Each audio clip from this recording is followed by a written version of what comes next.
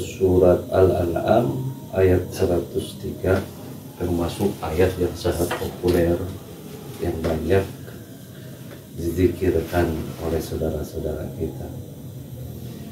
La tudrikuhul absaru wa huwa yudrikul absar wa huwal latiful khabir. Jadi terkait Asmaul Husna tentang Allah Ya Latif. Cara mengamalkan ayat ini, la tudrikul absar, memang berbeda-beda. Ada yang menzikirkan ayat ini diulang-ulang dengan hitungan-hitungan tertentu. Ya, itu mungkin dari guru-gurunya. Yang saya pelajari, yang saya amalkan terkait dengan ayat ini mungkin berbeda. Kita coba pemahamannya dulu, mulai dari ujung ayat yang ke-102-nya. Sebab ketika mengamalkan harus ada pemahaman. Allah Rabbukum, Allah itu Tuhan kalian. La ilaha illa huwa, tidak ada Tuhan selain Dia, Allah. Selalu ditekankan tentang kalimat tauhid, kalimat thayyibah la ilaha illallah dengan ikhlas, berarti tidak ada kesyirikan di dalam menyembah Allah. Khaliqu kulla syai'in, Allah lah yang menciptakan segala sesuatu. Fa'budu, maka sembahlah, beribadahlah kepada Dia. Wa huwa ala kulli syai'in wakil. Atas segala sesuatu memang Allah yang mengurus. Allah lah yang mengurus segala sesuatu. Semua yang diciptakan Allah, Allah lah yang mengurus. Nah, sama kita juga pasti diurus oleh Allah. Nah, mulai masuk sekarang ke ayat yang 103, yang pada banyak orang mengamalkan ayat ini. La tudrikuhul absar, Dia Allah tudrikuh, mencapai absar, tidak bisa dicapai dengan penglihatan. Allah tidak bisa kita capai dengan penglihatan.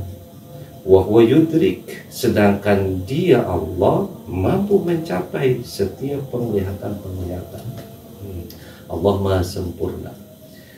Kalimat sekarang yang disebut dengan yudrik, adraka yudriku, jadi mencapai kepada dasar atau ujung-ujungnya, pusat-pusatnya. Allah pengetahuan melihatnya sampai kepada ujung-ujungnya. Nah, di sini adalah muncul satu keyakinan ketika membaca ayat ini, bahwa kita tidak bisa mencapai Allah dengan penglihatan jelas, dengan penglihatan lahir tidak bisa.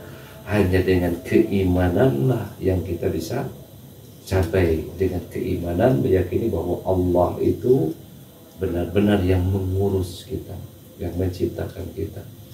Dia Allah Maha melihat sampai ke ujung-ujungnya setiap apa yang diciptakan di dunia ini.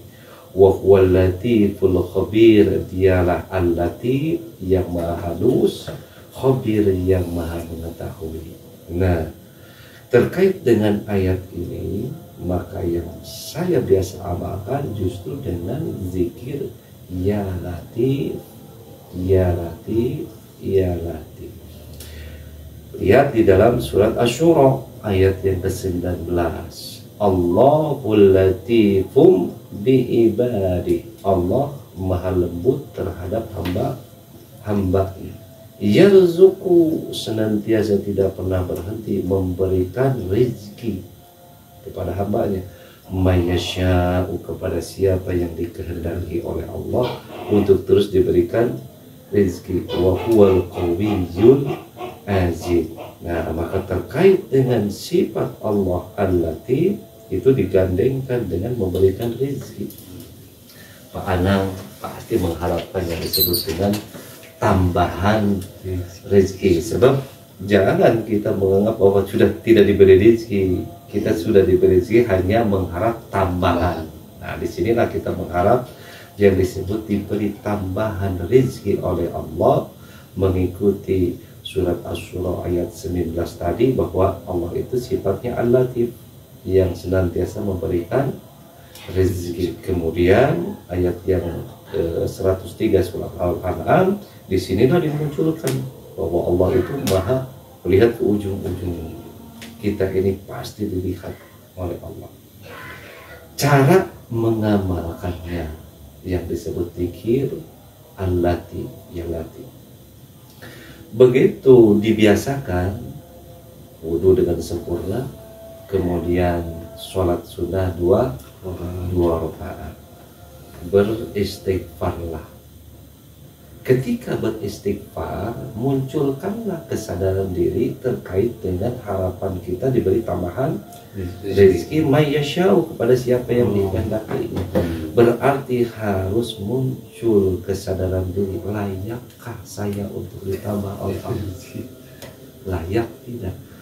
Nah, untuk kelayakan itu maka kita lihat di dalam surat Al-Hujurat ayat yang ke-7. Di sana akan muncul kelayakan. Seorang yang beriman itu indah imannya. Keindahannya itu menyukai hal-hal yang baik, membenci hal-hal yang buruk. Itulah yang menjadi standar ketika kita beristighfar. Ketika kita beristighfar, munculkanlah kesadaran diri, apakah saya ini menyukai yang baik atau sebaliknya. Kalau tidak menyukai yang baik, malah sebaliknya menyukai yang buruk, bagaimana akan meyakini ditambah rezeki yang berkah?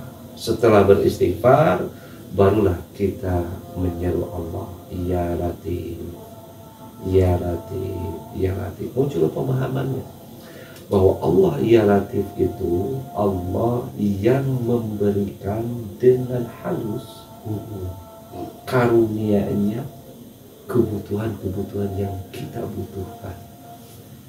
Allah ya Latif itu yang akan melindungi, yang akan menolong, yang memperhatikan kekurangan yang ada pada diri kita. Nah, disinilah pemahaman itu harus muncul bahwa Allah itu akan menutupi kekurangan kita. Layakkah kita untuk ditutupinya? Tergantung dengan keimanan kita yang tadi, menyukai yang baik atau membenci yang buruk. Zikir ya Latif, ya Latif, ya Latif. Setelah beres ya Latif, maka ditutup dengan Alhamdulillah. Kemudian bacalah surat Asy-Syu'ara yang ayat 19 itu, Allahul Latifum bi ibadihi yarzuqu may yasha'u wa huwal qawiyyul azim. Kita ulang cara mengamalkannya. Berwudu dengan sempurna, sholat sunnah 2 rakaat, kemudian beristighfar.